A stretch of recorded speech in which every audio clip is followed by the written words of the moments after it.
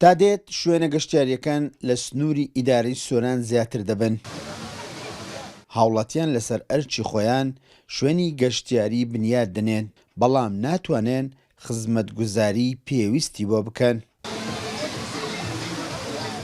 هاوین و هاوارە ئێرە زۆرا خۆشە، یعنی هادیە، بەس یعنی هەندێک گرنگی ڕێگاوبانە دابا، هەندێک کەموکورتی هەیە، ئەو کەموکورتیانە چێ کردوبان و دوش ئەو کەپڕ ینی فراوانتر کردبا، ئەگەر نەجێکی زۆرێ هادی و زۆرێ خۆشە. گەشتیارێکی خۆشە و بە سیوادارم حکومەت ئەوەندەی کە گرنگی پێ بدا بە و سەیرانگەیانە.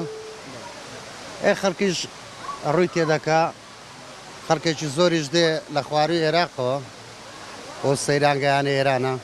هیوادارم حکومەت زیاتر گرنگیان پێ بدا.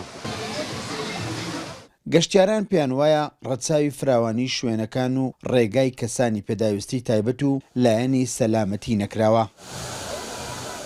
بە تایبەتی خراپی ڕێگاکان گرفت بۆ گەشتیاران دروست دەکات.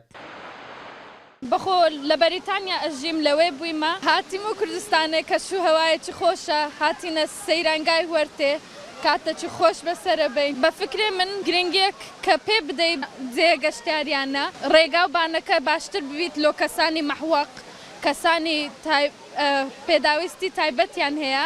جێگایەکی زۆر خۆشە و کە جێگای سەرنجی زۆر لە گەشتیارانە ڕۆژانەها هەزارها گەشتیار ڕووی تێیەکا، بەڵام داواکارین لە لایەنە پەیوەندیدارەکان و حکوومەت کە بتوانێت زیاتر پەرە بە ڕێگاوبانەکەی بداتن لە ئەوەی سەرنجی ببیتە زیاتر سەرنجڕاکێشانی جێی گەشتیاران.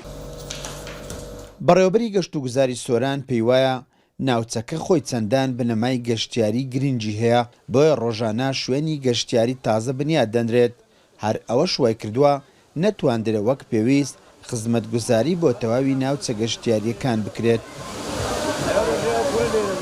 هەم شوێنە گەشت و گوزاریەکان زیادیان کردی، هەم ڕێژەی گەشتاری زیاد بووە. پێشتر بەڕاستی ئەمە لە چەند شوێنێکی کەم گەشتار ئیسحابی ئەو هەموو قەڵەباڕغی نەدەکرد. ئێستا ئەمە شوێنی گەلە زۆرمانەیە. ئەگە بنمونەی وەرتێ بینەوە چەند ساڵێک بەر ئێستا بەڕاستی شتێکمان نەبوو بە ناوی گەشتاری لە وەرتێ. ئێستا ئەمە نزیکەی 68 شوێنمان هەیە کەپری گەشتاری کە خۆی لەوێ دەبینیتەوە، لە نزیکەی 2000 کەپری گەشتاری تەنها لە ناحیەی وەرت.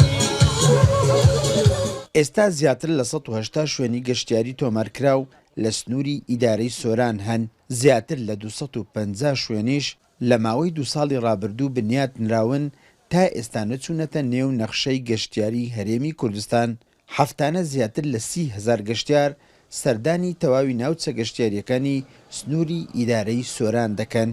عوسمان کورسات نیوز، ناوچە گەشتیاریەکانی ئیدارەی سۆران.